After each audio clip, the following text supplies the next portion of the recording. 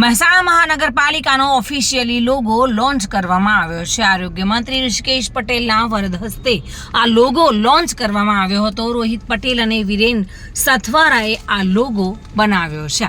કુલ 254 સ્પર્ધકોએ logo હરીફાઈમાં ભાગ લીધો હતો। જો કે સ્પર્ધક પૈકી 2 સ્પર્ધક દ્વારા તૈયાર થયેલા લોગોને ઓફિશિયલી લોગો જાહેર કરાયો છે। બંને સ્પર્ધકને ₹21,000નું ઇનામ આપવામાં આવ્યું હતું।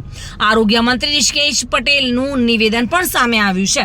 મહેસાણા નગરપાલિકાનું બજેટ લગભગ 100 કરોડ જેટલું હતું અને હવે મહાનગરપાલિકાનું બજેટ 900 કરોડ કરતાં પણ વધુ છે। મહેસાણાનો વિકાસ ઝડપી બનશે તેવું ઋષિકેશ પટેલે જણાવ્યું હતું।